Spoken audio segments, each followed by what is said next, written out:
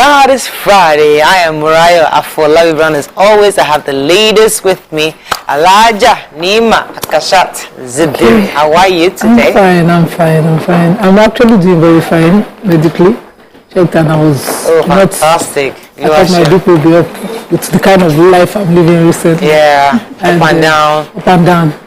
But yesterday I just was sitting in my business because my girl had to go register for school and I remembered school life. So one of those days where you don't have money, you're broke, you're just walking around last week, they can be doing matriculation or convocation.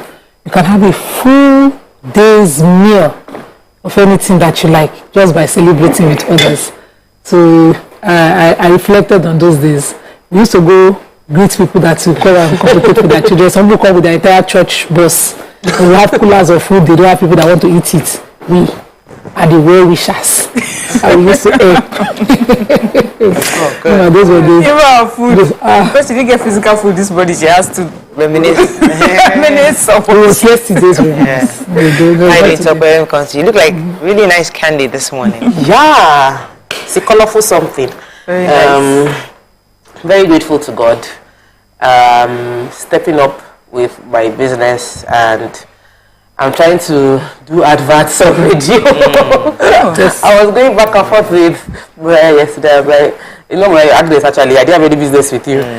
But Agnes was sorting me out. So we're trying to see if we can do TV ads and radio adverts we have a very good product in Kefi Court where you can buy your land and we'll plant yams on it. I mentioned it a few weeks back that we started clearing about 50 acres, but the goal is to cultivate 100 acres of yam, and every investor that buys the land can earn money from the yam, and we have just a 1 month window to close all sales. So we need to accelerate marketing and reach out to as many people as possible. Hence, TV and radio ads having to come up. Well done. I'm looking forward to how that will play out. It's always good to measure it. Yes. So let's have a proper measurement so you know how effective it is. Yes. So you don't keep wasting money. So let's find a way for measuring mechanisms. For you. How you doing, my lady? My lady. How is everything? Are you doing somewhere today? No, nowhere. But yesterday when I got back home, on my dining table was this kitchenware set, knife set, table that my younger brother. What then? Blue. It has always been on my wish list. I've never mentioned it to anyone, just in my head. I have to do an unboxing video. I was so touched. I'm like, why are you spending your money? Like, how did you even think? I was like, this is my contribution towards your kitchen. I just nice. So beautiful. I feel so blessed to have the siblings that I have. Fantastic. How beautiful. I was out partying last night. It was a 40-day celebration of late ambassador Demola Seriki. I was at the party yesterday. It was good to just go out again. I guess it's Christmas. You took a break. Christmas. You party did Christmas. Yeah, but it was a nice party. I actually enjoyed myself. Thank you to the hosts. Thank you to the family. May God continue to give the fortitude to bear the loss. But it was good to just see a lot of Lagos life. People there. It's nice. So Mr. Governor said I should greet you. Mariah, I say, I'll greet the ladies. Yes, I'll greet you. We greet you back, sir. So when people are fasting, I thought they're supposed to be in fasting mode. So that you can break your fast and then go and party. Well, I didn't eat until the time I was supposed to. I'm still fasting. You you fast off parties. But she's not fasting off parties. She's fasting off food. Okay. Fast is what you please. Mind your business. Let's go on a break. When we come back, we go through the front pages of the papers. Stay with us. We'll be right back.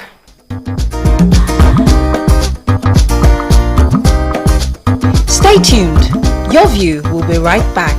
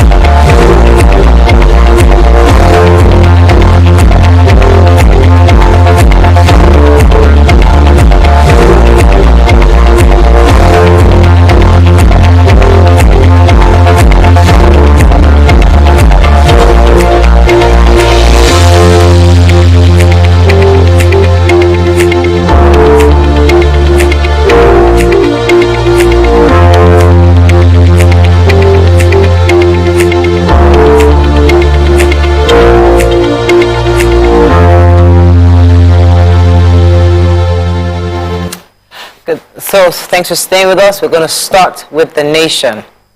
Petrol crisis, PDP colluding with saboteurs, says Tinubu. Nigerians to buy shares with short codes. House threatens Emefiele with arrest over Naira note scarcity. 324 Ondo civil servants risk being declared ghost workers. CBN plans all card transactions through Afrigo. Nigeria's elite are selfish, says Buhari. Pantami, 2.2 million jobs created in 2 years. Immigration processes 9.3 million passports in 7 years. Okay. So let's talk the one that is touching us quick. The House of Reps committee, another committee that was set up, led by Alasan Adodogowa, to interface with the governor of the CBN and other officials of the CBN over this our money, new currency limit, and the deadline to the phasing out of the old Naira notes. He has, of course, the second time turned down to appear before the House. He wrote a letter by 1 p.m. yesterday to the House committee saying that he will be unable to attend because he's in Senegal with the president, and the House thought this was untenable, that, it's a flagrant refusal of the CBN governor to honor the House invitation. And so the Speaker of the House of Reps said he would issue a bench warrant for his arrest so that the police drag him from wherever he's found to appear before the House to explain this. I find it dishonorable of any official appointee of government to say that you will not appear before the people. The House is the people. They are, we do our representative in the House. Those are the people. We are now asking, come and tell us how this thing is working. And you say, no, you will follow president everywhere. Also, the House has also tried to get an audience with the president over the same issue. So he, as the final say, approves whatever the CBN governor does anyway. So, Asiwaju Bola Ahmed Tinubu was in Makurdi yesterday, and he was saying that the PDP was colluding with saboteurs to create fuel crisis. According to him, he said that while in power, PDP administration gave retail licenses to their supporters and sympathizers who are now hoarding fuel and causing the artificial queues across the country. He said that they met good oil prices for 16 years and they didn't remember gas pipelines. So he's calling on the saboteurs to stop hoarding fuels. He said that those who have been given the PMS license are now the ones that are causing this artificial scarcity. He also said that he didn't know what his offense was, but the only thing you're allowed to do is according to the report, he was just wondering why PDP is now colluding with their friends to cause this artificial scarcity, to cause problem, especially for his own campaign. And he also said the same thing with the Naira design. Yes, I liked that, the candidate of the APC is always very direct. During the primaries in the party, he went direct. He says what he wants to say. And when he was in Ogun campaigning, he also went direct about how convenient that at this time, we don't have power, we don't have petrol, we are doing the Naira, everything at this time from the party. So calling out what you think is against you is okay. I like the boldness. All right. So we have the president who visited Katsina State for a 2-day working visit to inaugurate some legacy projects that had been done by the governor of Katsina State, Aminu Masari, and while he was there, he lamented wasted resources by previous administrations. He said this could have gone into infrastructure when the barrel of crude oil sold for $100. And then he also compared, 1999, 2015, and 2015, 2023. He says that the elite, our elite, he was calling out specifically the elite, says they didn't put their heads together in the years past to move the country forward. And he also said that he believes history will be kind to his administration because of the difference that he's made in security and the economy. He also talked about the train track that's supposed to go from Nigeria. That's the Kano Madi track, and he says that it's important that we live in harmony with our neighbors. He says when he became president, one of the things that he did was to go around the neighboring countries. So it's important that the relationship is friendly. That's the Kano Katsina Maradi Niger Republic rail line. That's what he's talking about. That's okay. I want to take the story about the new card that was launched virtually yesterday. The Nigerian National Domestic Card called Afrigo.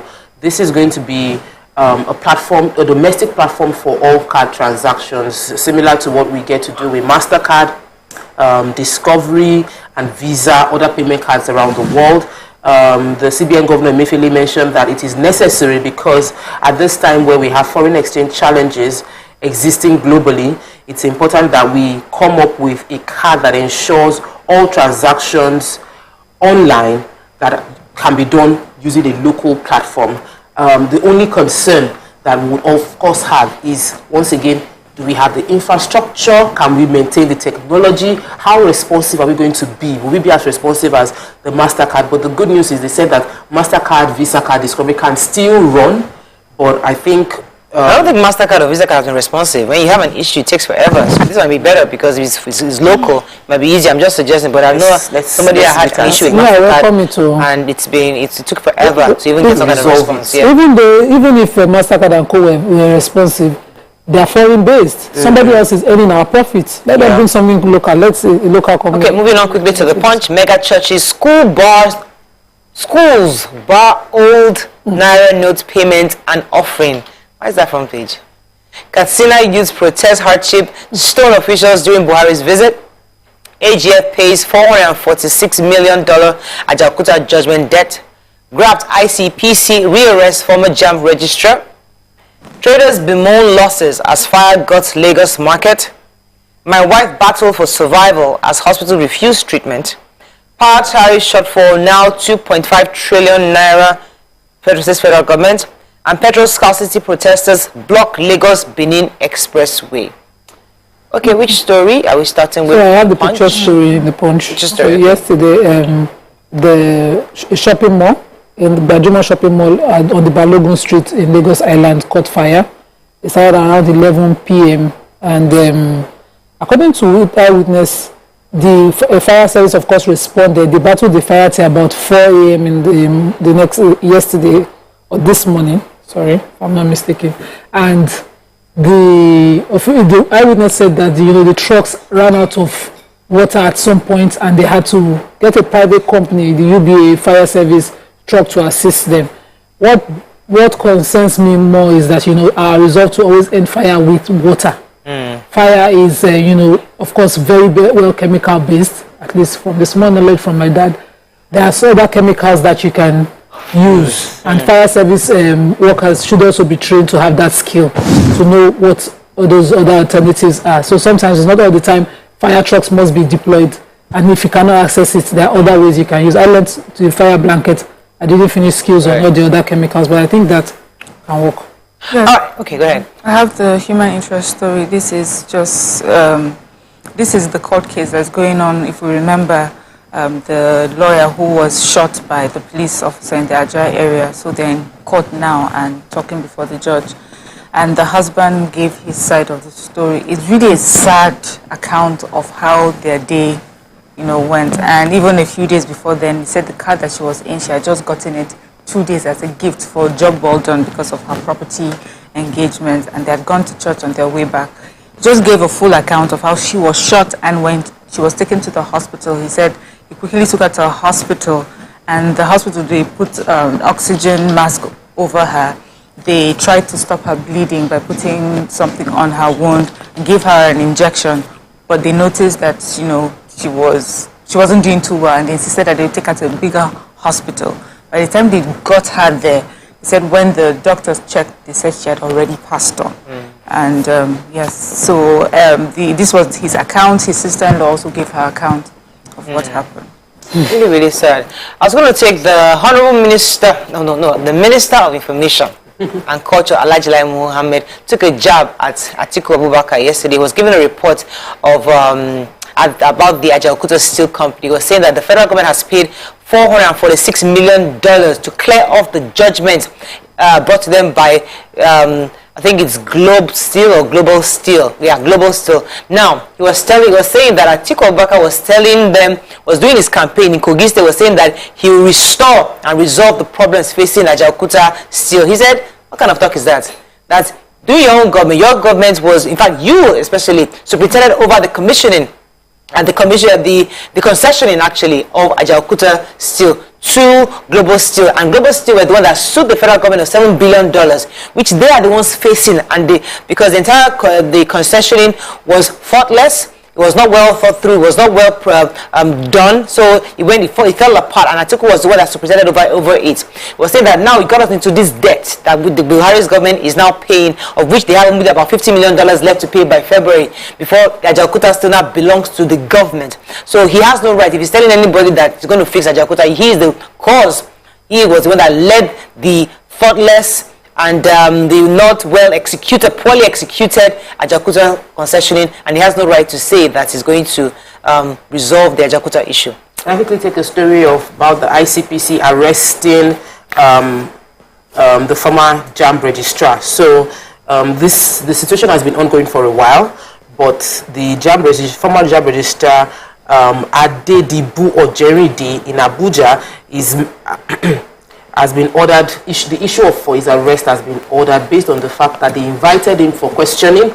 He wrote a letter through his lawyer that he won't be available December 12, 2022, that he needed 14 days to prepare, and after the 14 days, he still didn't show up and is still not available. What are the allegations?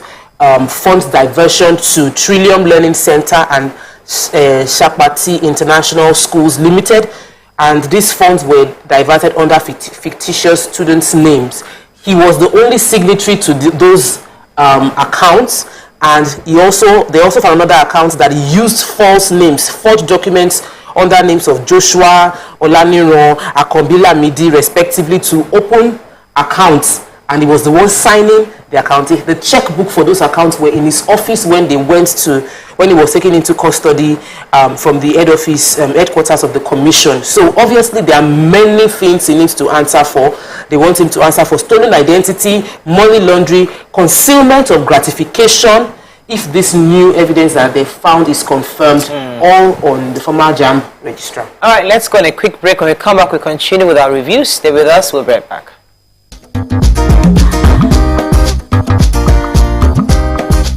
Stay tuned. Your View will be right back.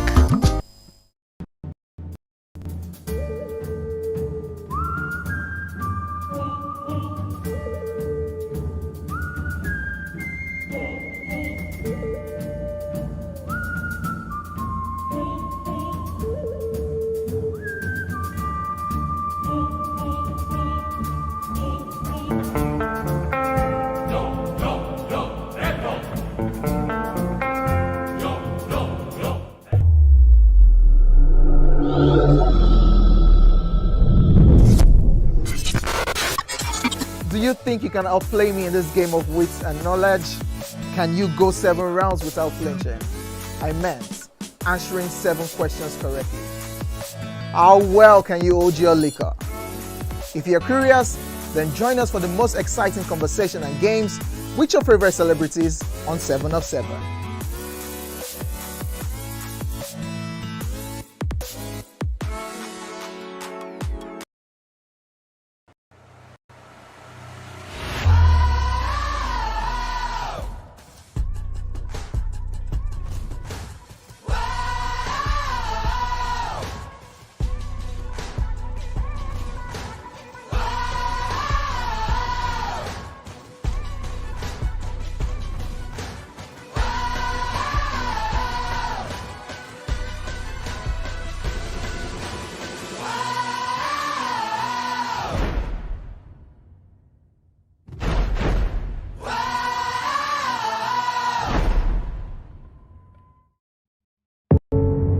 Doubt and fear canvas, it shows in the canvas.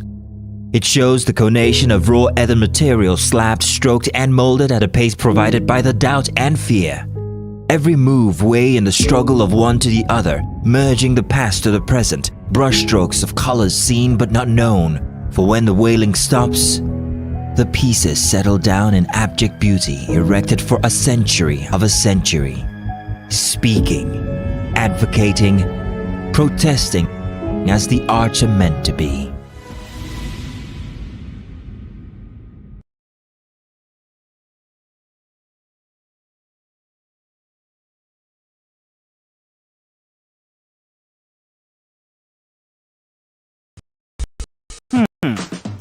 So, Have you ever wondered what happens behind the curtains of a man's mind? Or perhaps you're one of those who wonder what men talk about when they gather. Well, here goes. Imagine what it takes to put together the perfect cocktail. Or maybe mocktail. We need a bit of sports, a sprinkling of current affairs, some very deep topical issues, and last but not the least, a healthy dose of grumbling.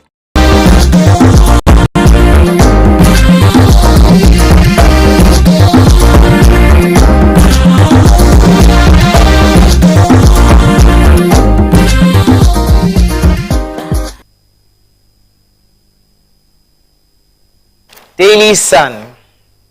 Elections, military warns troublemakers.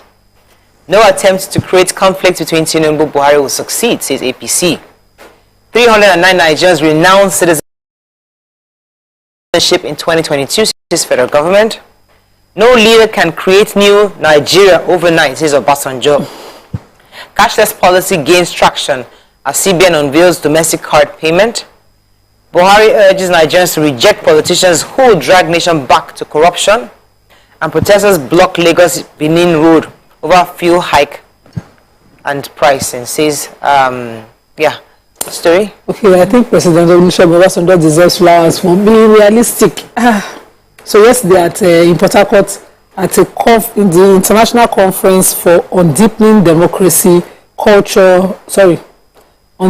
democratic culture and institutions for sustainable development and security in Nigeria, the former president said that, no leader can create a new Nigeria overnight. He stated that every predecessor must continue certain projects from his, every successor must continue certain projects of his predecessor. And, you just can't come in and change certain things.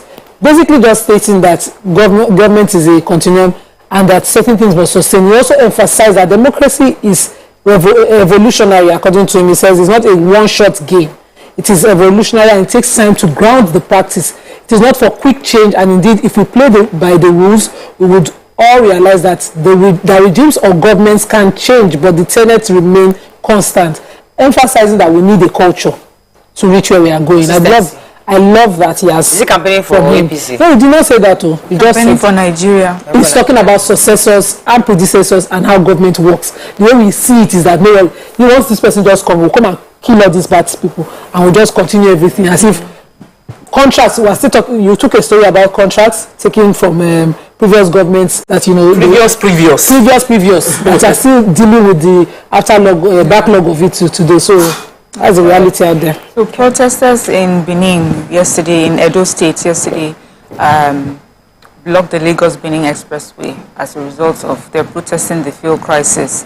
But unfortunately, as with with protesting and blocking of places, even though the aim was a positive one, it affected a lot of commuters and their businesses. We talked to a few people. The Sun reporters talked to a few people who were affected. They said that they had maybe goods from the farm to go and sell, and because of that blockage, they would incur losses on their goods. So they're just commuters are just charging government to please do something about this fuel crisis, and also, I guess, appealing to protesters to understand that it's like a double-edged sword.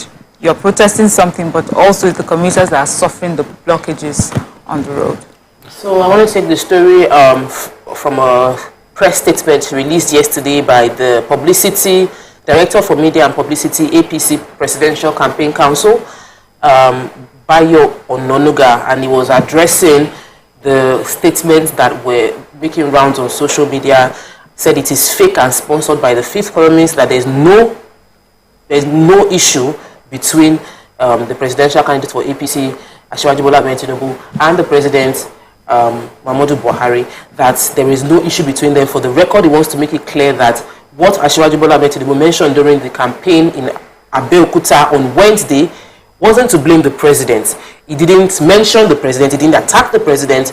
He was just, as a concerned presidential candidate, highlighting the issues to our leaders, knowing that they should be aware that there are saboteurs within the system. So he's bringing attention to the sabotage being carried out by fifth columnists within the system, working possibly in cahoots with PDP. According to him, he said that the governor of the CBN, Governor Emefiele, had mentioned several times that they have released new Naira notes, supplied it to the bank, but beyond that, all of the citizens know that these notes are not available in the banks or accessible to citizens, and that it's going to be old notes by January 31st, and that the Asiwaju Bola Ahmed Tinubu was just highlighting these issues so that the president is aware that even though he set up a 14-man committee as a move to correct the challenge in fuel scarcity, it is still affecting the citizens, re-echoing the challenge and saying that there's no issue between the president and the presidential candidate for APC, and those spreading that rumor just want to cause problems. So the Minister of Interior, Rauf Aregbesola, was yesterday speaking at the 6th edition of the State House briefing organized by the Presidential Communications team yesterday. He was saying that they've issued over 1.8 million passports, the highest in over 7 years in 2022 last year. He said this is actually because of the Japa syndrome. Everybody's leaving the country, and for them they've scored above 80% in terms of performance. And he was saying that they have about 200,000 booklets in their store right now, and they are hoping that they can actually be able, they can also meet and do more and meet the demands of people. Interestingly, I found one of the policies that he had highlighted. I read some weeks back, a policy that he had put together, saying that those who live abroad and have expired passports can actually come home. So there's a policy that you cannot deny nations their national policy. So he said that they introduced what is called the temporary electronic passport. It's a one-way passport to return home. You can only go home. So what happens, even though you have an expired passport, it gives you an extra page the only thing you can do is come back home, and then it can be stamped. And but they're still in discussions with the Ministry of Foreign Affairs just to have it pulled through. But this is a new policy that hopefully will help those who live abroad and have expired passports. He was just giving a countdown of various reports of his parastatal, and he was saying that they've more than 400 prisoners went missing after the Kuje Correctional Center, and they've also gotten quite a number back already. So he was just giving a report on a briefing at the presidential team. Moving on now quickly to the Nigerian Tribune. Let's find a story we've not taken. 159 Nigerians renounce citizenship. I just took that. Japa syndrome fueling high passport demand, says federal government. Airstrike, 40 killed, Nasarawa governor confirms. Alleged 5 billion naira fraud. ICPC will arrest of Jerry Day on court premises. National Assembly leaders to meet Buhari, reps threatening Emefiele with arrest warrant. Put end to fuel new Naira note crisis. Now, says Jerry Ghana. Half FG failed 66 attempts to hack fake virtual meetings, and leave us out of your problem with Buhari, Atiku team tells Tinubu. The stories. Okay, but the federal government said it has foiled 66 attempts by hackers from Europe to compromise the virtual meetings of the Federal Executive Council. Wow. So the Minister for Communications and Digital Economy, that's Issa Pantami, gave this revelation when they were doing their President Muhammad Buhari administration scorecard series. So this is where everyone shows up to say what they've done and how well or how poorly they have done.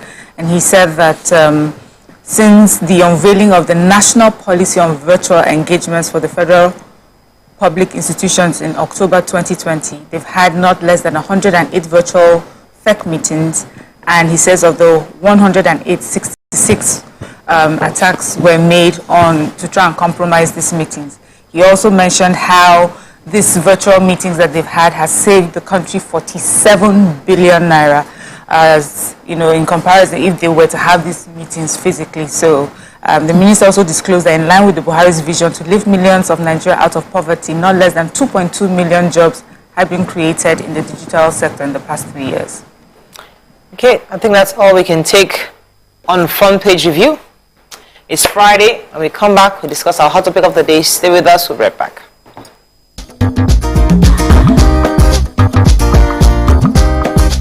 Stay tuned.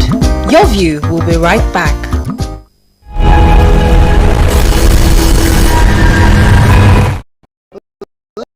Ladies and gentlemen, welcome the grand comedian of the Federal Republic of Nigeria, Benga Dainka the First. OJ right here, 7 of 7, like you already know. Benga right here, 7 of 7, like I'm beginning to know.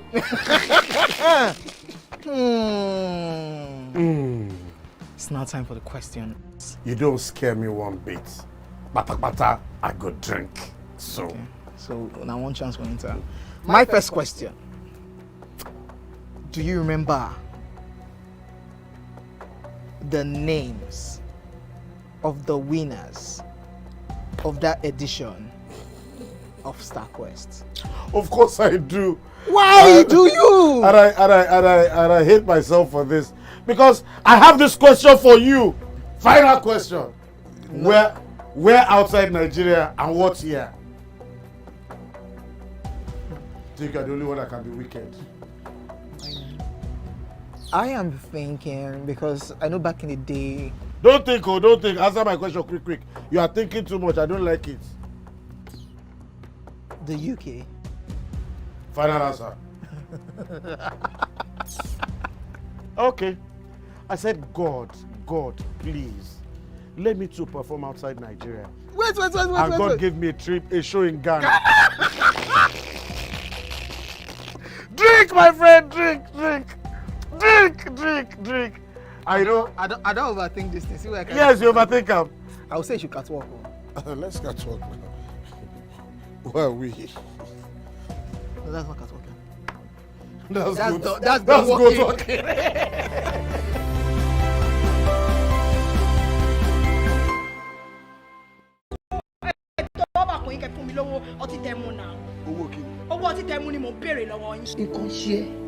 nǹkan ṣe because bí wàá tí kò bá ṣe wọ́n tẹ́ gbọ́ zula ni ẹ ó ṣiṣẹ́ pa iṣẹ́ tí mò ń ṣe yìí wò é. mọ́tò tí mo ṣe ṣàrí.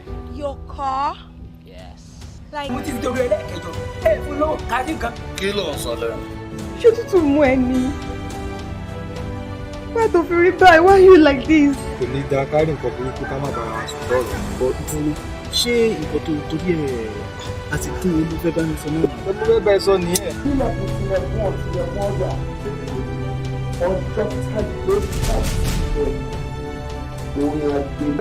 Make welcome Pioneer Positive Force member, dancing queen of the 80s, non-conformist, Afrobeat historian in her right, and long-standing member of the multiple award-winning all-female show Your View, Omoyeni, Yeni, Anikulapo Kuti, aka...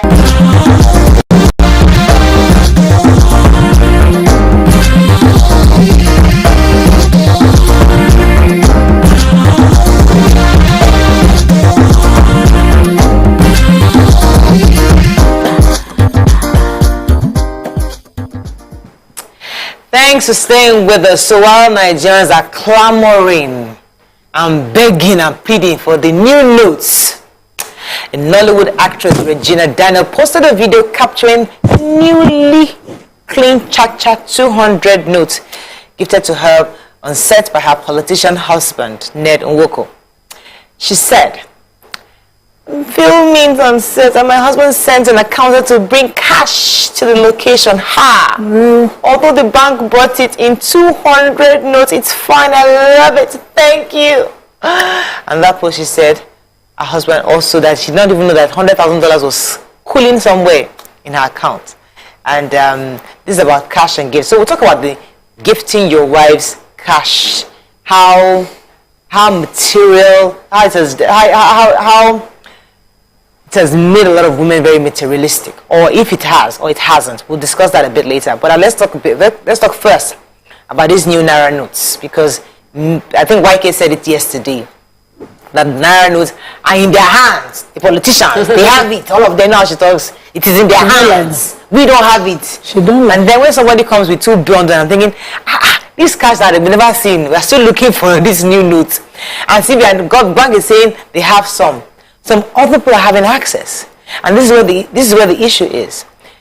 Why is it so difficult for government to understand that we the people come first in things like this? You've done a new policy where you're saying that everybody should have access to new notes.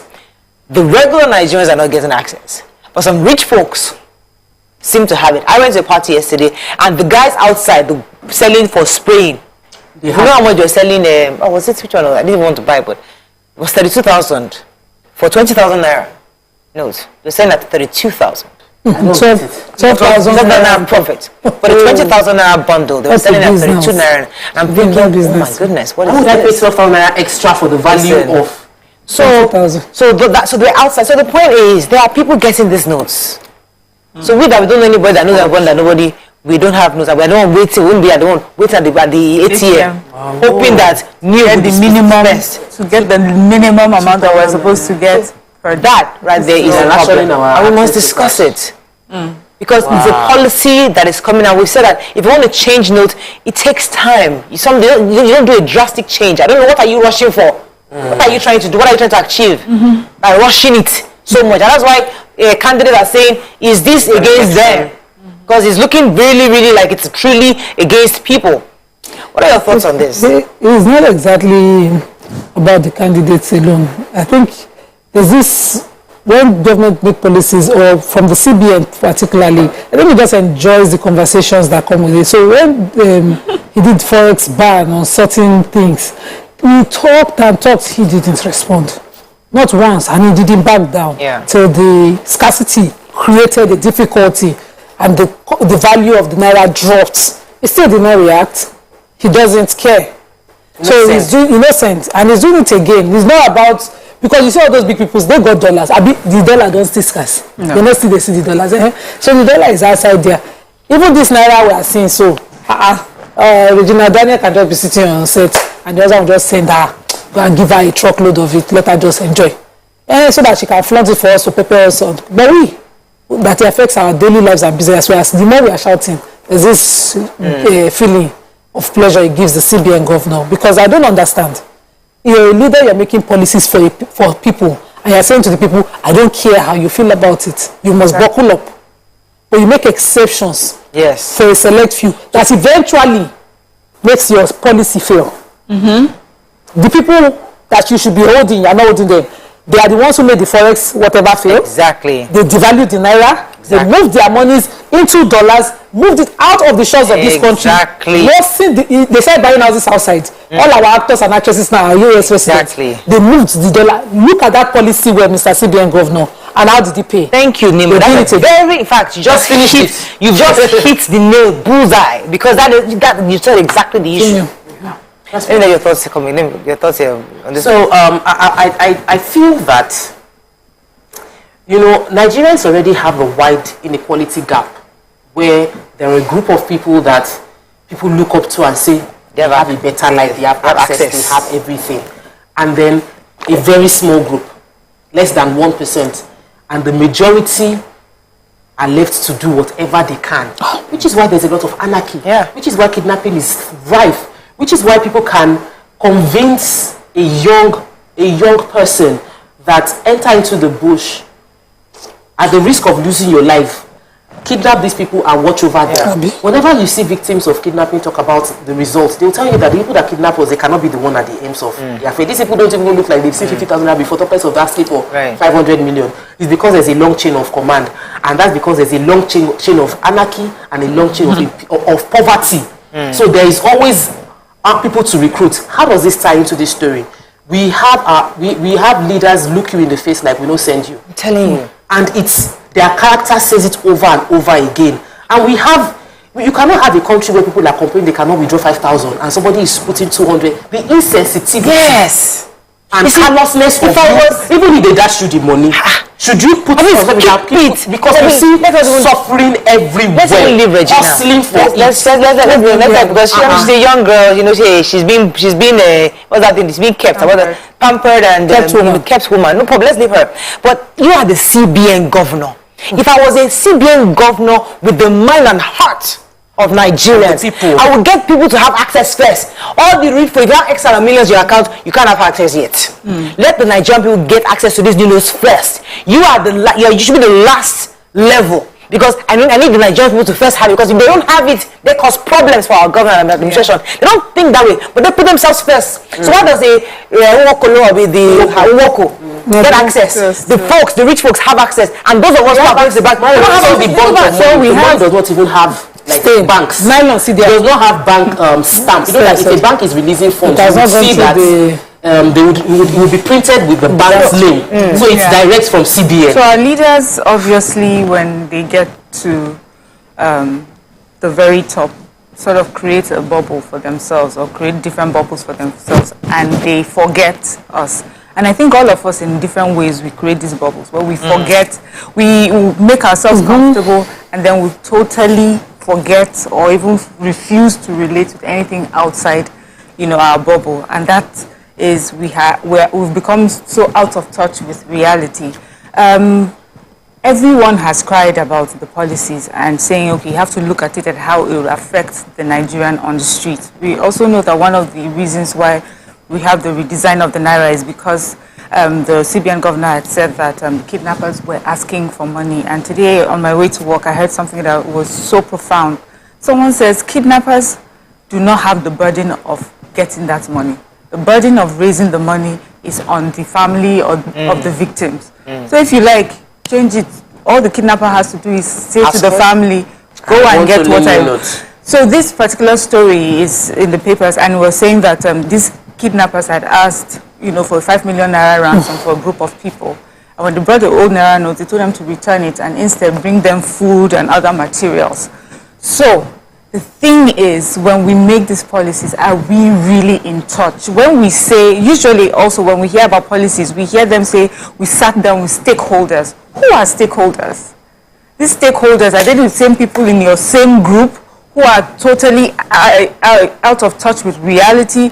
Are these regular Nigerians on the streets? So it's, and then that's on the one hand, that's on the government side. Then on the side of regular Nigerians, in the same bubble, is the reason why someone who's been given this amount of money does not realize that this may not be the right time to put it out there, that I have gotten beyond the regular limits that a Nigerian is supposed to even get per day, and I'm flaunting it. It's your money, it's okay to flaunt it, but we're saying that, do you now see how you're perpetuating the narrative that people in those caliber of people just are completely out of touch and insensitive to what is happening to the Nigerians on ground? Because one thing that will come out of conversations like this is so easy. Nigerians will drop it. They are jealous. You to go and get your own 200,000, but it's beyond that. That's not the conversation. The conversation is Nigeria is struggling with something, and then we can see that there's a group of people that are beyond the issue. So I understand. See, the reason why I had an understanding of the CBN's perspective was because I pictured the fact that if I am a kidnapper, I've gotten 100 million Naira with me, I can't trade with that 100 million Naira because I've already collected ransom. I can't buy guns. I can't buy food with this 100 million Naira. So I must force myself to go and deposit in the bank. That was my thinking, to force everybody to put in the bank. So when the kidnapper now wants to go and withdraw, to go and buy ammunition or to go and buy food, we can monitor, okay, who is buying what. And so that's what I was thinking, right? I said, okay, this policy for me, I think, for the objective, if indeed that's the objective, made sense. But understand that the policy also affects millions of other Nigerians.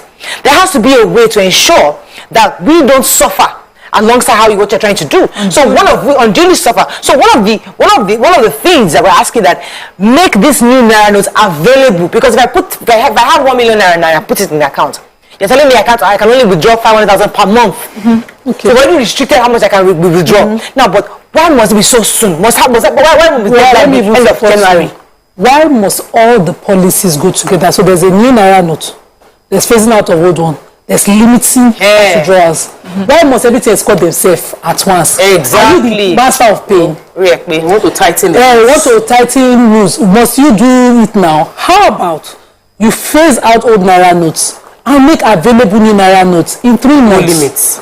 You don't do withdrawal limits. Now you go to the bank. At the ATM is only where you can get the new Naira note. The limit is 30,000. See the queue. Yeah. Abilado is just a small, just go and see the queue. People are struggling. So you're calling who you know, everybody's. And I found that someone just said to me on the side that they give the banks daily only 2 million of new Naira notes. How do you think they're supposed to do? Which are the currencies? Any of the 1,000. The denomination, only 2 million of it daily. So what do you want us to do? You are shouting. You will spread it inside. So you take a bundle of 100,000 Naira from the bank, because I need Naira, cash for my business. And in between, they will just put 2 new Naira notes in 100,000 Naira bundle. What? Let me go on a break. When we come back, we'll continue to open our phone lines to get from our viewers. Stay with us. We'll be right back.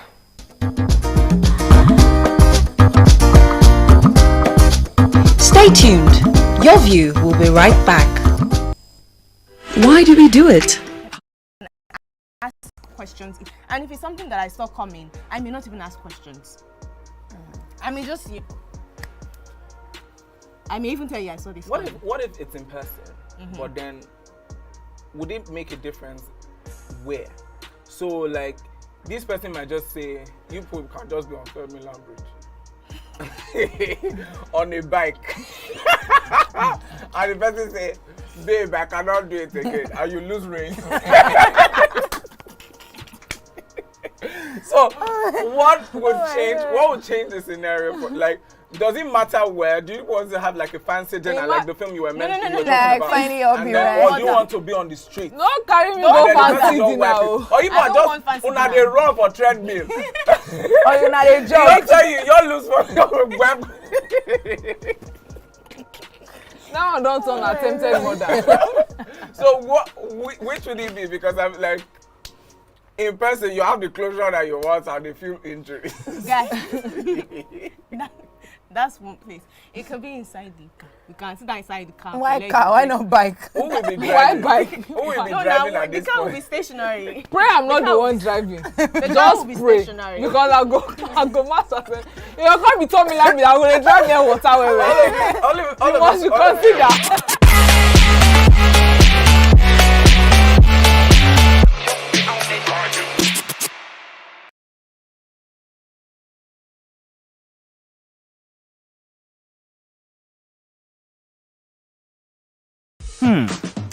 So, have you ever wondered what happens behind the curtains of a man's mind? Or perhaps you're one of those who wonder what men talk about when they gather. Well, here goes. Imagine what it takes to put together the perfect cocktail. Or maybe mocktail. We need a bit of sports, a sprinkling of current affairs, some very deep topical issues, and last but not the least, a healthy dose of grumbling of those we love to hate. And yes, you guessed it,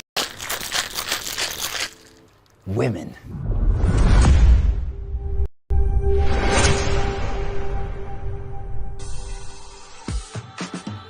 So, if you catch the drift, then you're onto something. We will provide you with the right insights into most of your curiosities right here within this beautiful cocktail we call the Black Table.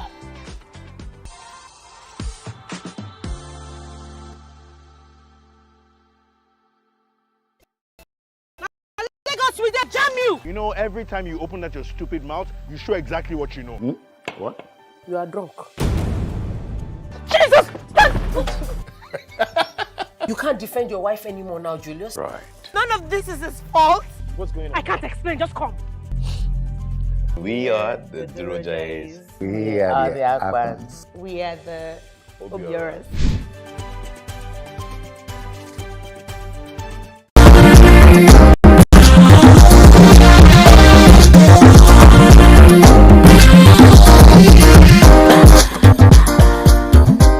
Thanks for staying with us. We're still discussing the fact that a Nigerian was celebrating the fact that she got brand new Naira notes. She's wealthy and her husband gave it to her as a gift. And this is the money that the average Nigerian is going to the banks asking to get and is unable to get. And we're saying that why is the system in such a way that prevents regular people from getting what we all need, especially when we have a deadline by the 31st of this month. All the cash we have in our hands is useless. We must deposit in the banks because we need new notes, and the banks are saying they don't have new notes. Yet, rich folks are displaying this money across, are taking it as gifts, parties, praying, and I'm thinking, what is wrong with us? CBN governor needs to help us understand why certain people are having access to these funds and others aren't. And why is there such a hurry Why can't the date be extended, especially after the National Assembly have repeatedly requested for the Syrian government to come and answer questions, and he has refused because he's king of the financial policy in Nigeria. So the point is, what is going on? And that's why we're having... Well, we have some tweets here. Immaculate Boy says, well, from 1st February, the new notes will be 100% available. Policy is aimed at checkmating money politics for this election. Please allow the state to do what is good for all of us. Though we suffer now, but by March it will be okay. So maybe it was a CBN spokesperson. And because what Immaculate Boy is saying and CBN own is different. They're two different things. He has continuously, emphatically said that this money will phase out our old notes by that period of time. People need some cash to continue their businesses. Right now, you're saying what you can only do your business with is 30,000 naira daily limit. Somebody who does a 3 million naira cash business in the market daily, whose transactions are hanging and is wondering, how do I continue business? Whose business has been suffering for a week is wondering, what will consign this policy right now? Okay, if you want to phase out notes, give me my notes, let me continue doing businesses, doing my business while you are doing your phasing out. Like we've done before. So as it was before. Because between now and Tuesday, there are businesses that are suffering because many people are not collecting money. All businesses are not compliant. Not all businesses can rely on your online transactions successfully. People are not collecting that money anymore. If you go to the gas station, people are saying, go pay only the new notes. Yes. So people are suffering. Yes. So, but let's also check another part. Apart from the fact that the new Naira notes are not available, the point is, even though the policy limits cash withdrawal, it does not say it is impossible for you to get cash withdrawal. It is just that there will be a penalty to your cash withdrawals, which is a percentage of your money. Right now, it's impossible. It's not penalty. Try you want to withdraw above the 500,000. They will not give according you. to the policy. You get paper. Oh yeah. You would get. They would pay. They can pay you more than that in a month as an individual. But you will pay more. Yes. That's what the policy says. That's what it says on paper. Realistically, for those who have tried, where I'm sitting here, I've told you I've tried.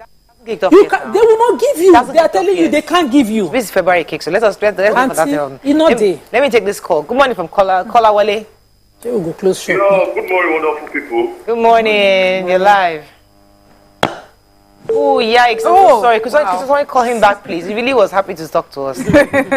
Yes, let's give you more. Andrew Stratham says, a verb in Nigerian parlance, to emefiele means to make scarce in circulation. The word can be used in past, present, and present continuous. Why could I give her For example, if I say, I have been emefieled by XYZ Bank, Z Bank, it means XYZ Bank has made money scarce in my pocket, I guess. Manuel says, while I understand your leanings, please don't dwell much on the impact on politicians with stashes, but on the masses.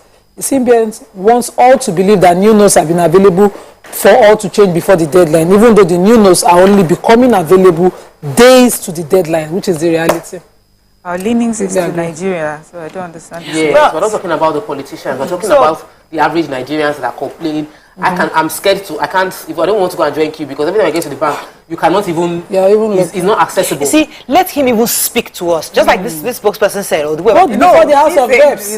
So if Omefele comes out this morning and said, I know this is really hard right now, but trust me, by February 1st, I've set aside 10 billion or 100 billion to go into the banks. By February 1st, everybody will have access to their money. Fine. But are you sure Emefiele knows that it is tough right now? No, or do you think that it feels like they're trying to sabotage? Because you see, the leaders that we have, our group of leaders, they live in this small bubble that makes them feel like all social media people, they are attacking my policy because it is going to disturb them from their corrupt practices.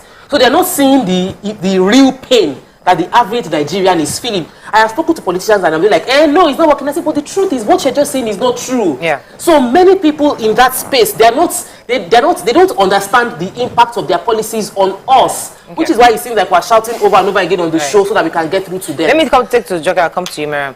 Joker, are you there?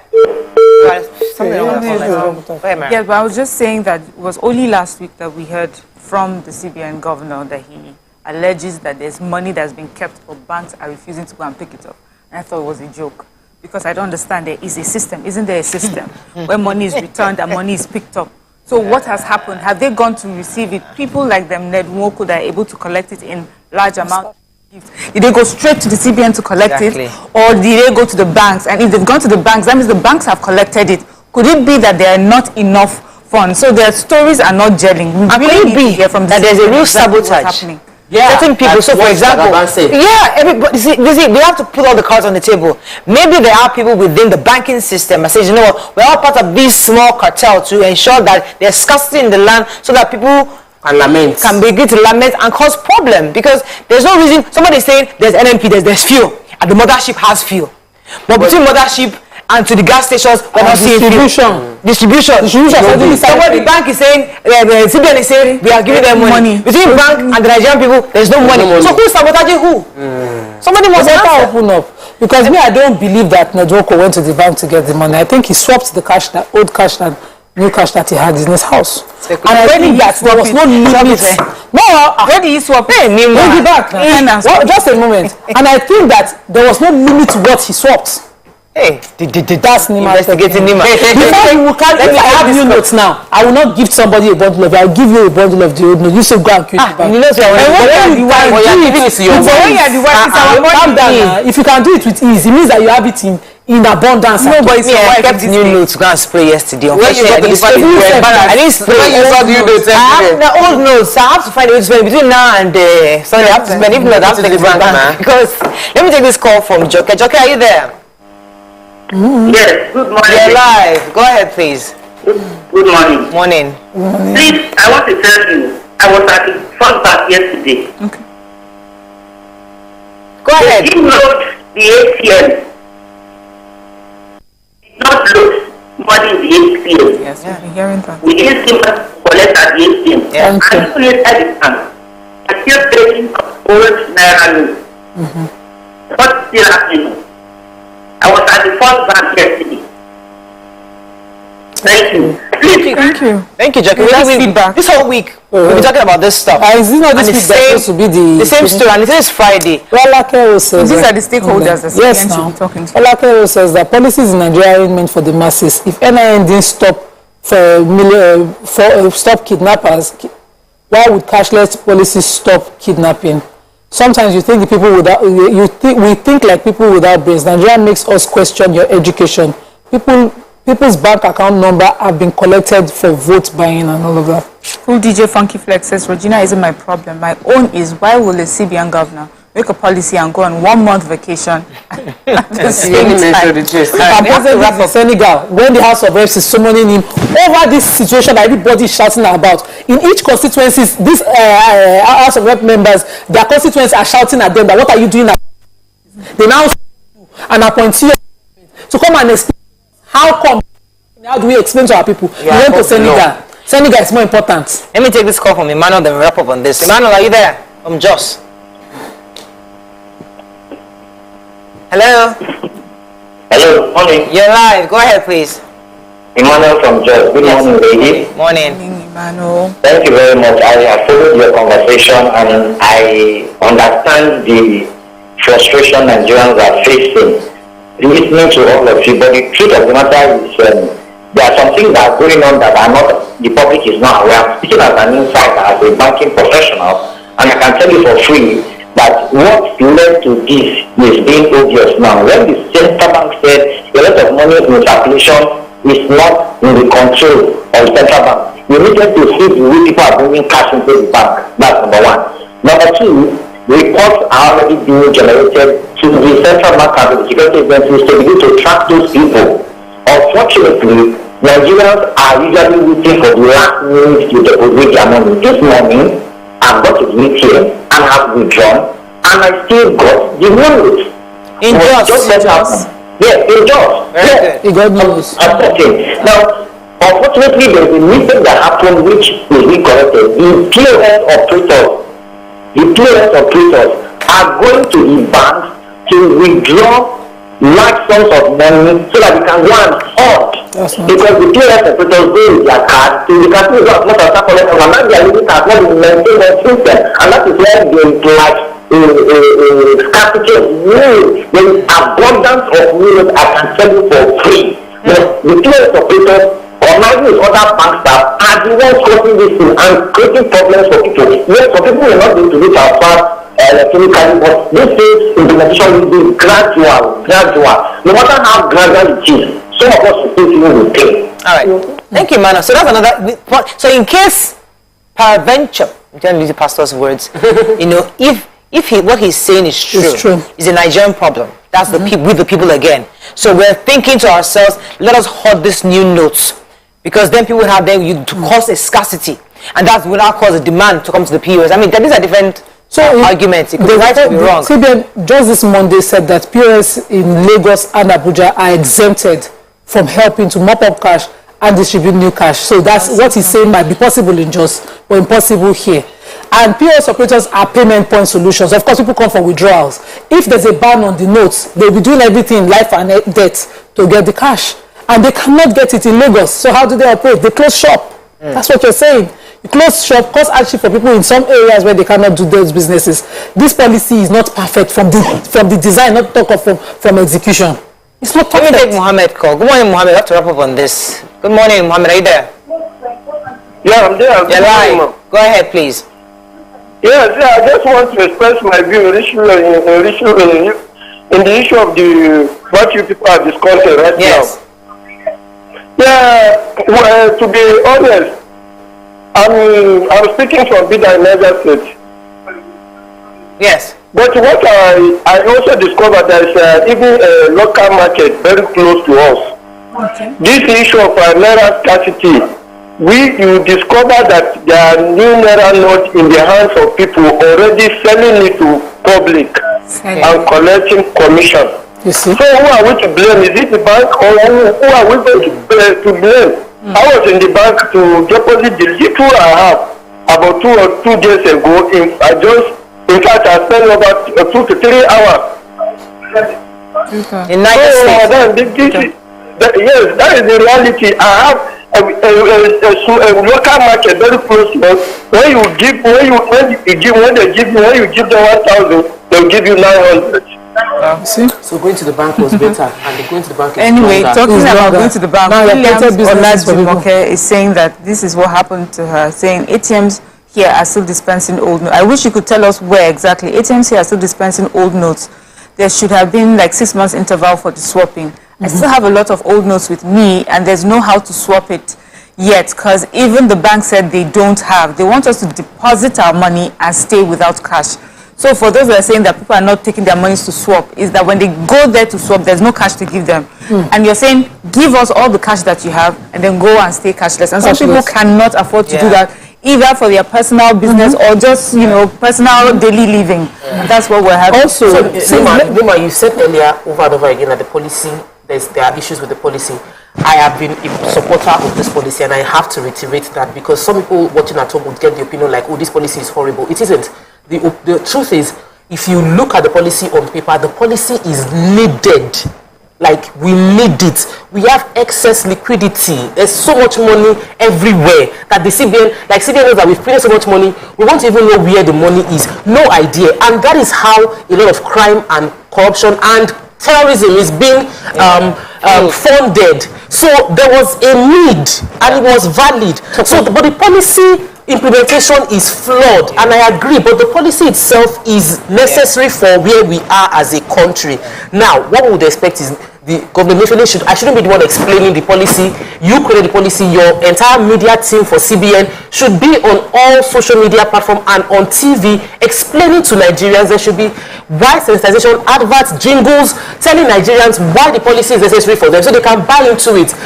Mariam, the truth is there's no cash swap. This policy is a cash swap. This policy is a mop-up cash process. So we're not giving you back your money. We're telling you keep your money in the bank. Don't keep your cash in your pockets. So I said the policy is not perfect. I didn't say it was wrong. I don't know what you're hearing.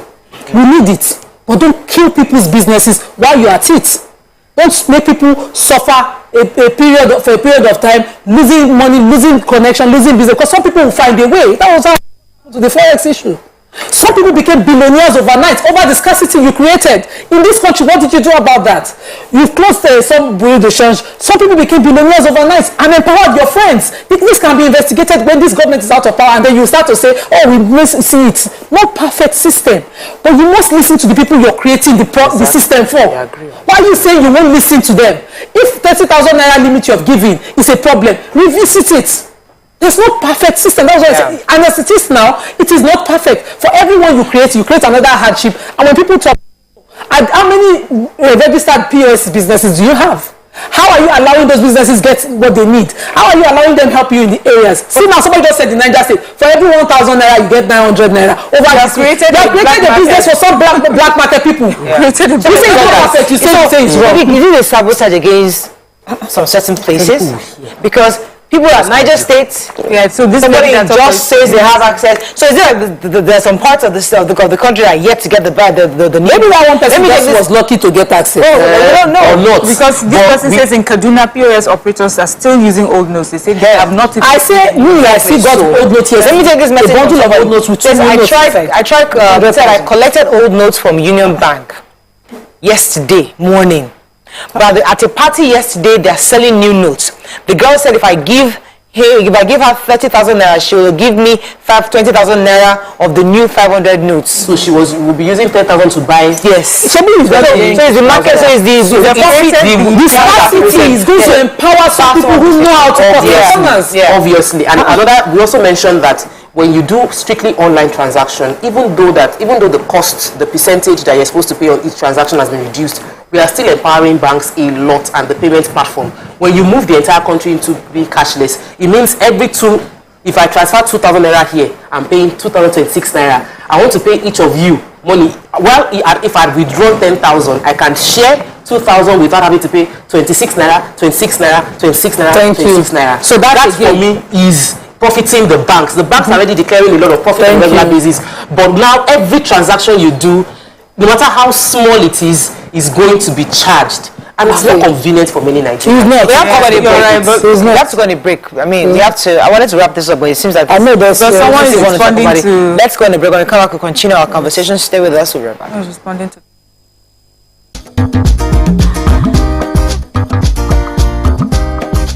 Stay tuned. Your View will be right back. Ladies and gentlemen, welcome to the part of the show where I really have a lot of fun. Why? I'm highly competitive. I'm not going to ask you regular questions with me. I'm not well. So you're going to be as nuts as I am today, yes? Ready. Alrighty. Hey, sorry. Can you put it down here, please? King Dion versus Tony. Oh, thank you. See all the Lee Kuku things you do. They make me. Oh no. Who said this? I want to every day closer. Girl, I want to make you closer. Okay. Upslade in closer. On a scale of 1 to 10, how much fun have you had on the show? 11, 10. 11? 10, yes. 11? Now we're going to terminate the show. Please, my producer, this is where we're cutting it. Cameraman, cut it. You don't cut. Okay, I'm just kidding. The hottest music videos. Check it out. Let's go. Topping the charts right here on the Max World Chart Show.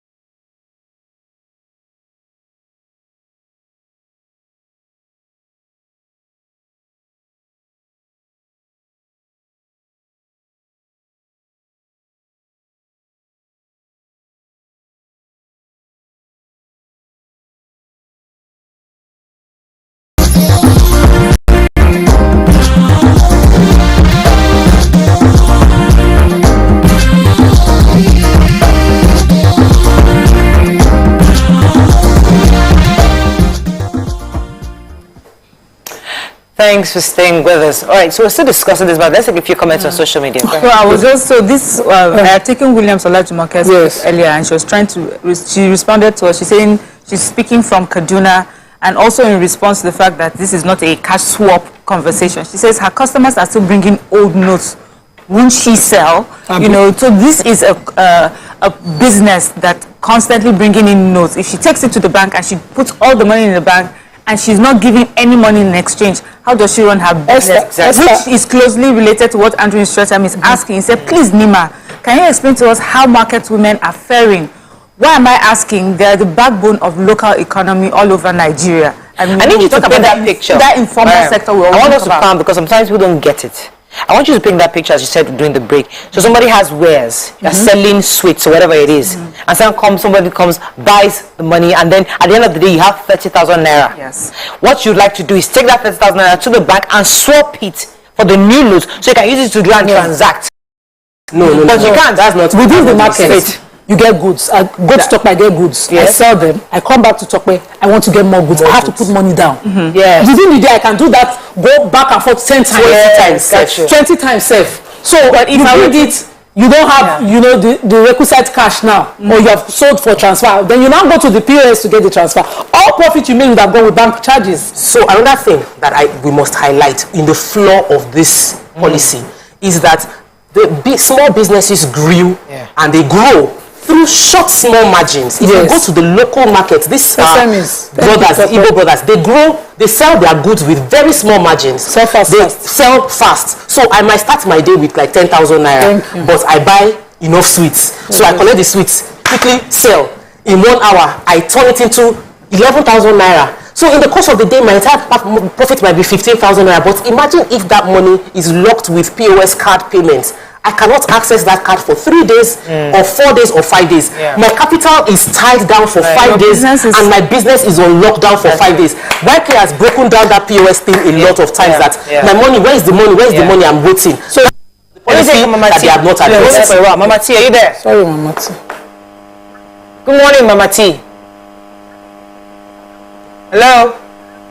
Go ahead, Nima. Hello? Yes, you're live. Go ahead, please. You're live. I can hear you. Go ahead, please. Good morning, ladies. Good morning. I'm a first-time caller. Welcome to the show. I'm calling from Abuja. Okay. This issue on ground, okay, I want us to look at it critically. The issue of blaming, thank you. Please listen to me, not the TV. TV is delayed. Go ahead, please. Oh, this tweet is very nice. Olake says, policies in Nigeria are meant for the masses. If NIN didn't stop calls being made from kidnappers, oh, you took it already. So, like... So, a cattle seller in Mami Market in Ojo sells a cattle for 400,000. Now, cash he will prefer. When you do a transfer to him and he goes to the bank and God forbid that transaction failed, he can be going to the back and forth till frustration kills him. But Nima, they don't want you to pay with cash anymore. No, that's what I'm saying. Collect transfer. Are you saying how did they trade with that money? It doesn't reflect immediately. Do you know what is trending now? Fake alerts. We were talking about it yesterday. Fake alerts are what is trending now. This policy you want to push out, you should have cleaned it up. You are the only one who can put it out perfectly.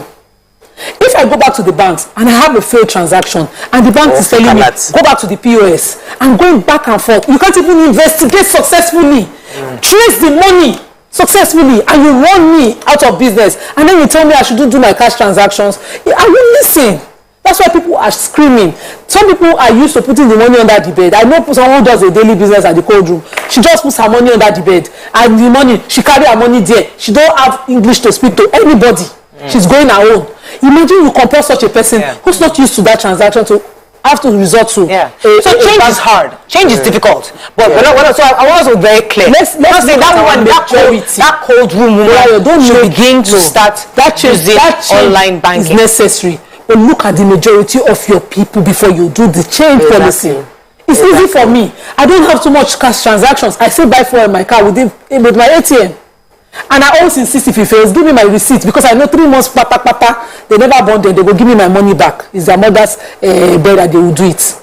Do you understand? But this person who goes to the cold room every morning, uses cash to carry fish, to go and cut it daily, distribute it to the traders who are selling fish. They pay her cash daily. For POS transaction to clear. You want to compare her to POS? I want us to understand this. Is that you that POS have to collect cash? You have to go and collect cold room products. You are not using cash to go and collect cold room. You are transferring to the person that is supplying to you. That's the idea. That's the idea. That's what you are hoping for. That's what Emefiele wants. That's what Emefiele wants. Who is selling? Emefiele, we don't have a credit system in Nigeria where if I have seen a transaction enter your account, you can spend money without you being charged. We don't have it. There's no credits. It means we run a debit business. Every money has to be physically present in your account. So if the cold room person receives a lot from 500 people, all the cold room is empty, but cannot see the physical cash of all the cold room, the empty cold room, she cannot continue her business. Her business shuts down for 3 days while she's waiting for the bank to remit the money into her account. Same with the fish person. So we are still largely, we cannot, this transition would affect traders. It will not affect me. It won't affect the people that work in formal sector. Phases. But it will affect businesses. It will affect the village, it will affect trade, all the markets. This is a major crisis for all the market people, because POS is not a reliable way to hence the suggestion is a sabotage, because the timeline is too short. The administration and they will not vote. CBN phase out the money. Good policy, but phase it out. Okay, we have to wrap up, because I want us to do the Friday celebrity talk. A nice topic, because we've been talking about comments now. More comments. Esther just says, in Auchi, Edo State, there are no new notes. The banks are saying it's not available. The POS operators are still issuing out old notes. So these are just feedback from different parts. General says, we make policy that doesn't reflect our reality. Nice policy, but it doesn't affect the corrupt elites. CBN shouldn't play politics. They should do what they're created for. They should allow EFCC to do their job. And people and businesses are suffering, and the economy is also suffering. Please, Elvis Jack has asked a question. He said, we are asking the wrong questions. With 500 million copies ordered from a population of 200 million, what is the policy in, was this policy intended to work? Why were currencies that we are going to be phased out still printed in 2022? Same year as the redesigned ones. So many loopholes. And last year, of course, we're going to have the printed last year now. Every has added this one. So those selling the new notes get them from the bank's cash rolls for huge fees. That's why they're selling them at so high at parties. So it goes back to with the people. So somebody also profiteering. There's a loophole within the CBN structure too. See, every the banking system every corner, everybody are finding corner. You are creating actually the woman that is selling at the party is creating corner. The CBN official who is selling is creating one. The bank is creating. So we are all part of the problem. Then we need to follow transaction for people not to go to school. The Nigerians not jackpot the first. Did you not pay school fees abroad in the foreign currencies in questions? I beg you. Okay, that's all we can take on this. I think we've said enough. Let's go on a break. When we come back, we'll find a nice, fine topic, a nice Friday to usher us into the weekend. Stay with us. We'll be right back.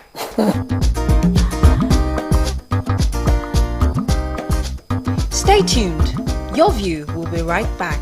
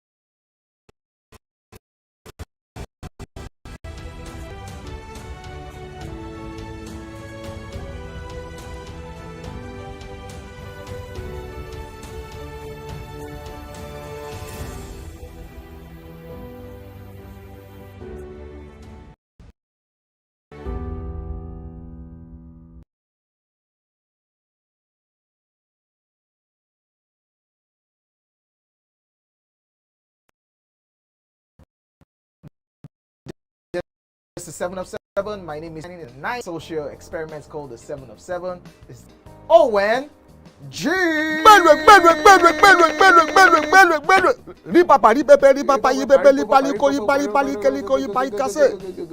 is the name, or what was the name? You say I won't make them better now. Rock Heart.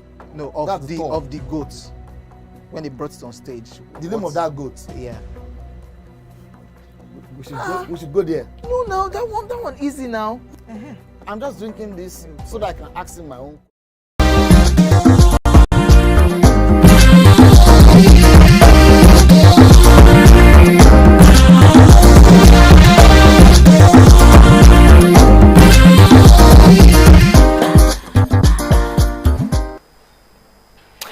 Alright, so we're still discussing Ned Nwoko's gift to his wife, and we're talking about it in the interesting part of can you gift, why do women love money so much? Is money so necessary to oil the relationship? And you know, a lot of people always feel when you hear stories like somebody just dashed her husband 500,000 naira ring, or just bought them a new car, and now thinking, hey, when will I get gifts? Is it that my hair doesn't collect gifts?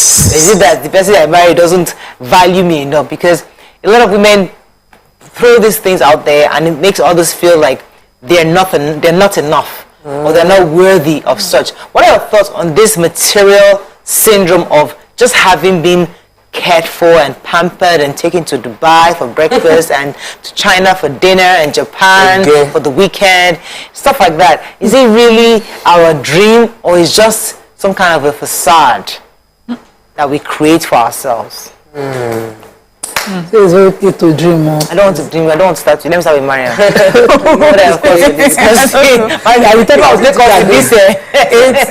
It's what I guess people will call different ways of expressing their love or love language, as you say.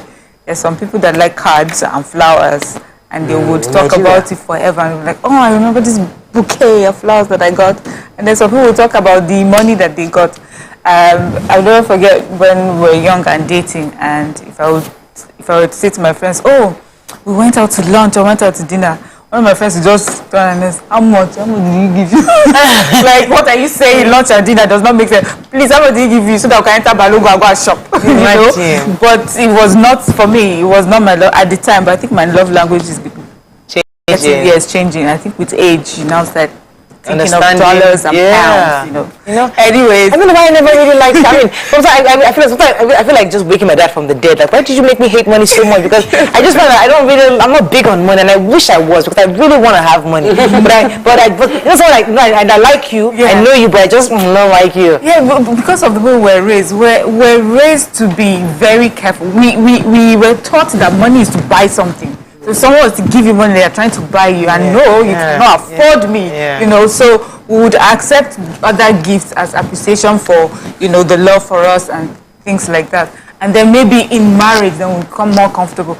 And some people, you know, you may find someone who gets all these monetary gifts, and you are happy, you know, happy for them. But it's not the same in your case, but it does not make you less than that person. In your case, it may be that monies are being put into stocks for you. Money is being used to build something for you, helping to push your business. Maybe you're not getting physical cash, but you get a deed for a land, you know, things like that. So I don't think when we find women who get these cash gifts that you should be looking at yourself and saying, I'm not worthy, or I'm not this, I don't attract goodness. We attract different kinds of favor. And Nima, now let me come to you. Let me hear you. So you were talking about dreams, and I was saying every dream is valid. If your dream is to get it, it's okay. Dream your dream. I'm still upset with my mom for the way I was made to be scared of even gifts. So as a young girl, if you gave me a cup, I will ask you, do you need water, or you want to send me a message? It's a gift. Why? Yeah. You know, and I grew up with that mentality where I'm scared of what I don't want too much. I'm okay in my small corner. And recently I'm taking reading some books, and I'm wondering, did I sort of limit myself? And I did, because I didn't want anything. I was always okay with whatever I had in my hands. Only my own thing is okay for me. So it's okay for her to dream whatever dream, but to get it and not enjoy it in your privacy is what I have issues with. Yes. So every day, she's married to Ned Nwoko now. And we know now. Billionaire. She's a freaking billionaire. it's beyond this one that she snap photo with. But you know, if you don't have content, you now say, okay, let me just snap photo of money and put out there. You know, because better things are happening to you. Bigger things I must have done for her, but because of the way we are wired, we create this materialism, and young girls start to think that, you know, the way she got married to Nedwoko and got access to a billionaire's fund is what they must all do. At the risk of the bigger evil out there that, you know, they'll be exposed to. So young tools will start to fake it, find this. I love what tools and Bemi did recently when they went to addressing one fake life, snapping photo inside a plane. In fact, the thing rolled me over, laughing over and over, because that's what girls now resort to do, just to prepare them. So I want Tope to think, he's not only Tope now. I'll just go and snap photo somewhere and send and post it. Sometimes I'll be checking how many times I've read the likes. Imagine. And many people have viewed it. I don't have work again. Mentally, I'm running myself down. People are looking for validations in the wrong places. This is how it starts. Show the hard work. Show, you know, you're on set. And content is enough that, you know, somebody is videoing when you're taking your lines, you're reading your script. But no, say that. Why would you? Well, because it's my money. You didn't work for the money. If somebody would say, why do I would have to worry about what people think?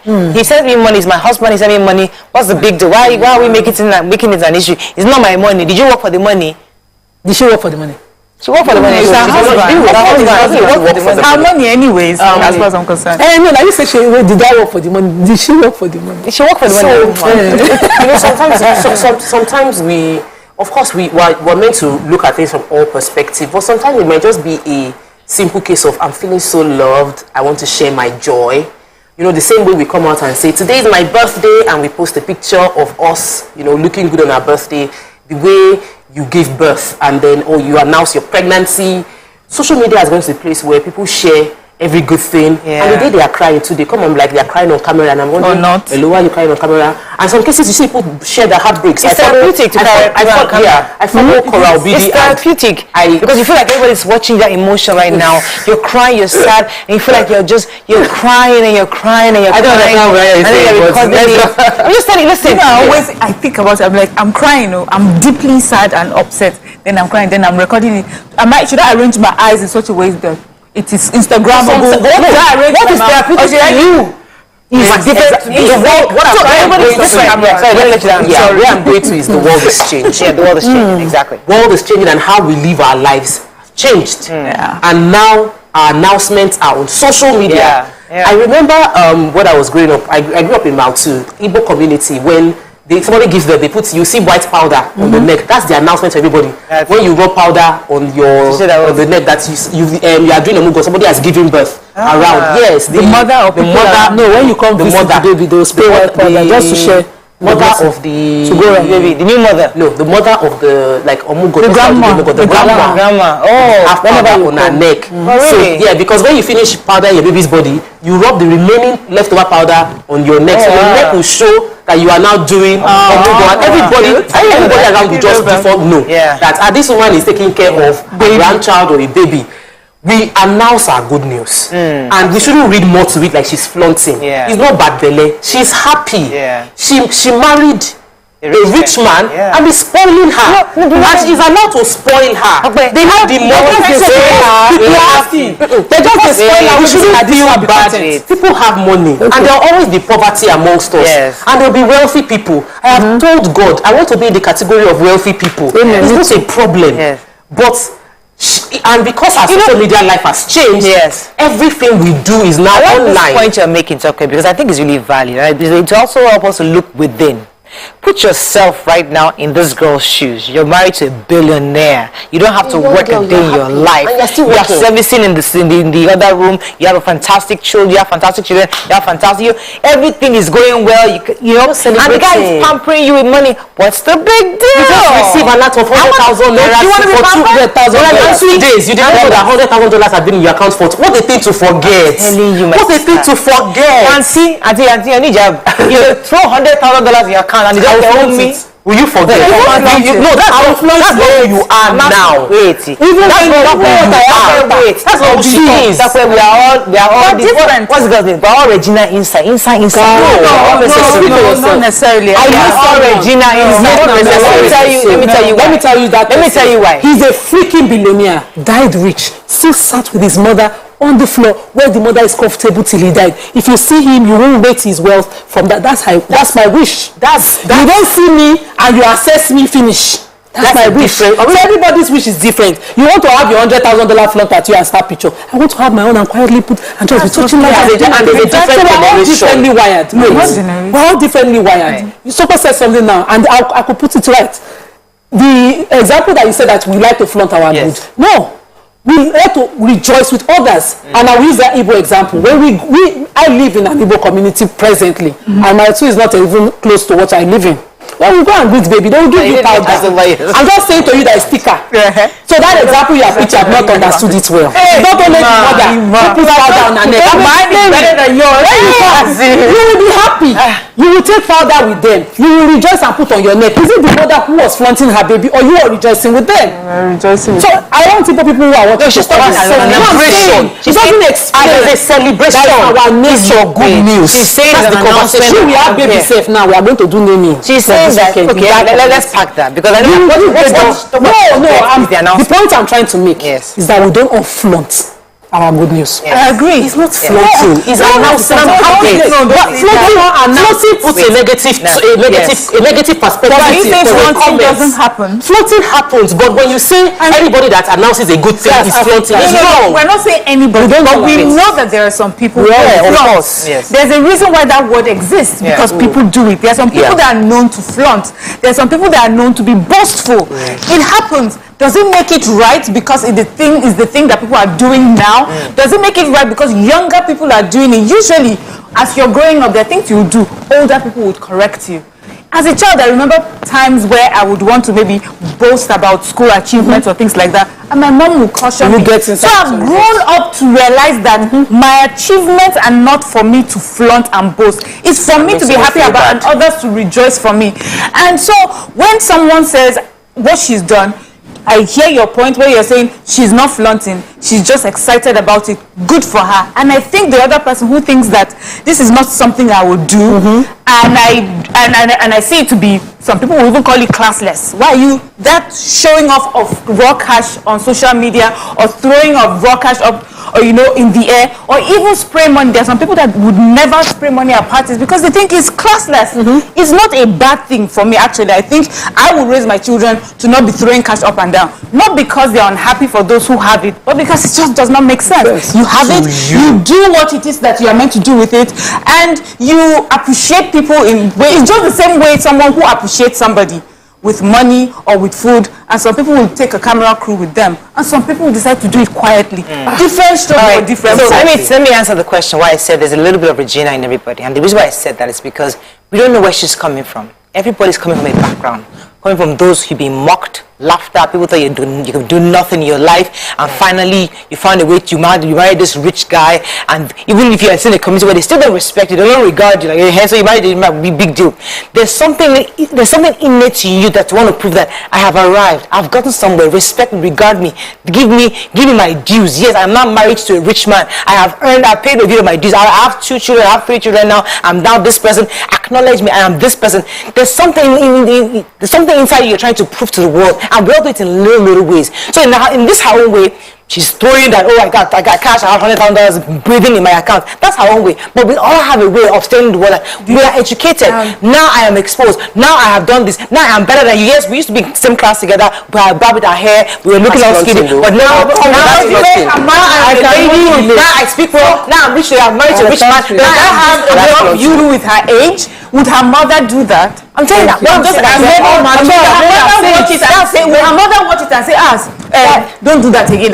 If the mother gets that kind of money, do you think the mother as an older adult would flaunt it like that? It depends his age. And so for those of us who are mature, not to be afraid to correct because we are afraid of backlash. Correct what is not right. What is wrong? Children will make childish mistakes. The older mature people will correct when they say something that is not right. When you say not right, it already invalidates your earlier comment of saying everybody is different.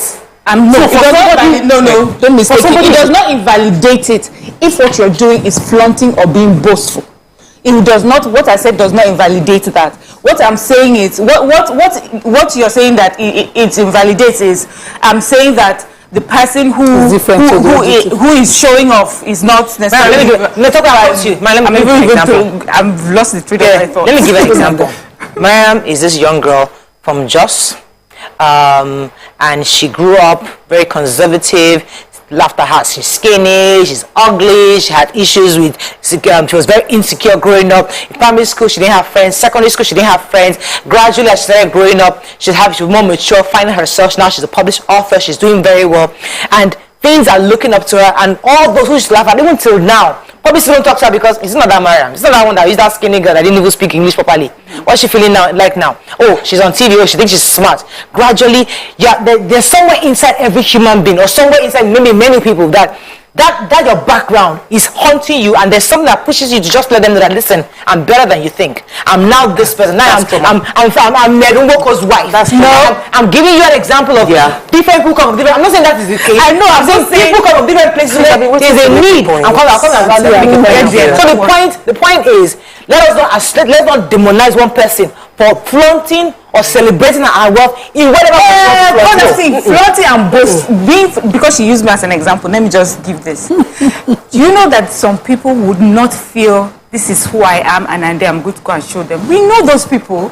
We see them when they are coming back to flaunt. When they are coming from a regular family visit, there's a way that they dress and carry their shoulder because they are trying to flaunt. We know people who have come from humble backgrounds and have made it, and still when they go home in all their humility, because it's not about you people. I know who I am today. I know what I am. There's nothing you say, think, or say behind in front of me that will change that. And there's some people that for me, I feel it's a sense of great self-esteem.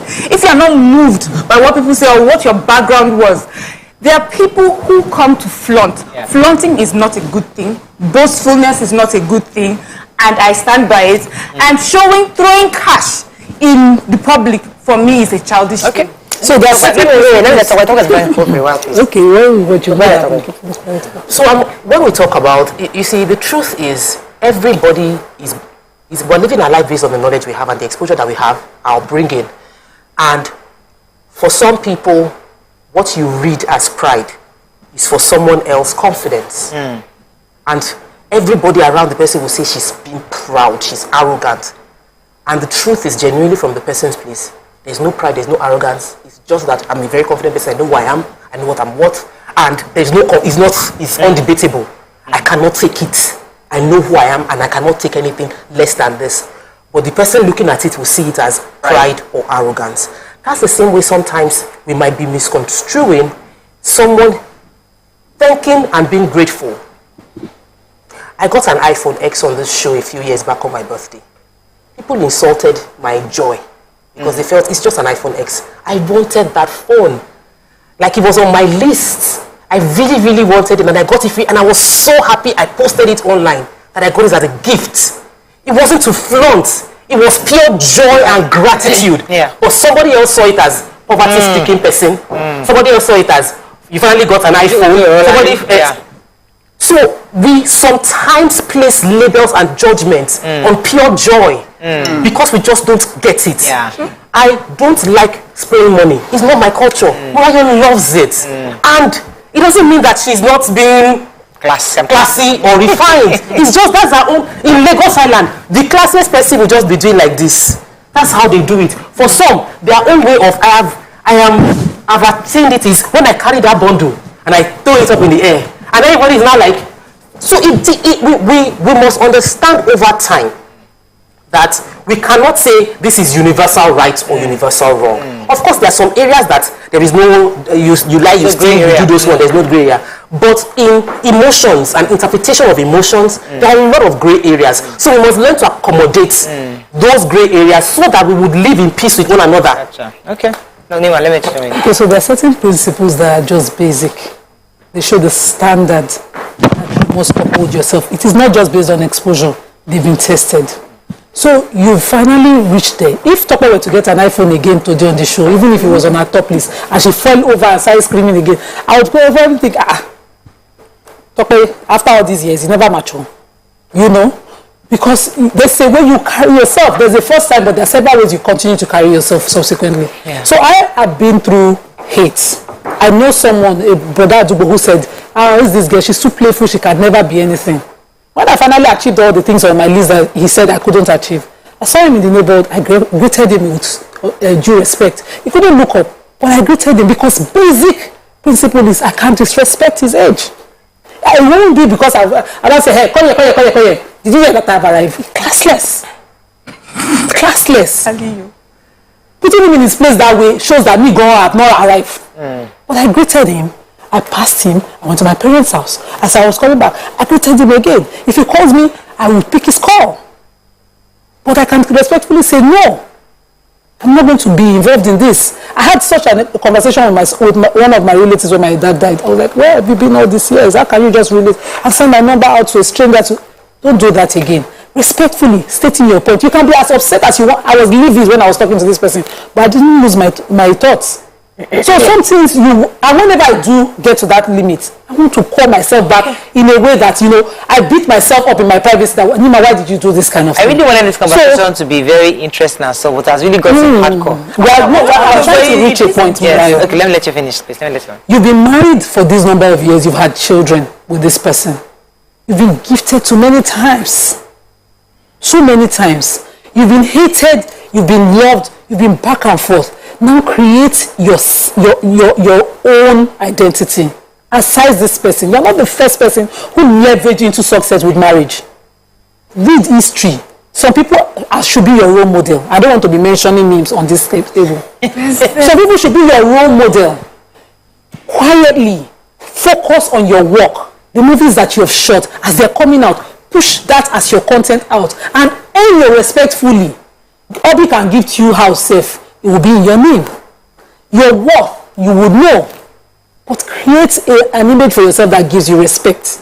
This one, some people will be forced to respect you when they finally know what you're worth. Let's go to let's take a few the role of the topic of gifting. Yeah, the role of gifting in marriage. The role of gifting in marriage is sweet. It's beautiful. Unfortunately, some of us have not experienced it because we just never understood. You just don't want what you want. Say me, I said some of us. Some women. Some people. Some women. Some of us.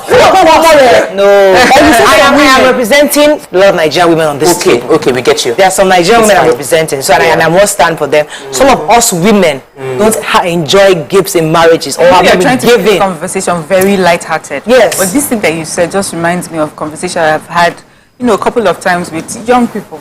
So we have a group of Nigerian women, young girls and older, who see people flaunting, like maybe the cash and the big cars, and forget to understand that in reality, someone is getting that because someone can afford to give it. So you are now in your own relationship and you are wondering why you're not giving me a house full of parameters like Kanye West is giving giving him. Exactly. So we have young girls in university or just out of university dating their boyfriends or fiancés about the same age, the same quality, and saying that you have not just gift, the level of gift. Auntie, this is the person you have married. You know by looking at the person that this is what the person can afford. And even in their little, they have shown you generosity beyond measure. But it's not enough because it is not the iPhone that you wanted. It's not enough. The sacrifices this person is making, going without maybe another a new pair of shoes or another shirt that I can wear to go to work, decides I'll put that aside, I'll manage this my old shirt and then get you maybe another kind of phone. It's not enough because that is not what you're asking. I mean, that's not what you see on social media. That's not what you saw Topper getting. So why should that be enough for me? So I know that it can be lighthearted, but I'm afraid that sometimes we're making the mistakes that because we're all on social media together, sometimes we forget our age, we forget our experience, we forget that we have a role sometimes to correct something. And when we watch children make mistakes, that we can correct them to say everything is gray area, everything is understood, not understood. Let's be careful not to lump everything that can be corrected into that box. You even need to have a separate show on gifting. in marriage, because I think it's a topic worth having. You know, we don't gift each other. Women sometimes don't give their husbands, just take it for granted. Husbands don't gift their wives, they just take it for granted. You know, so we just take each other for granted, and we don't see the importance, because I think it's the height of romance and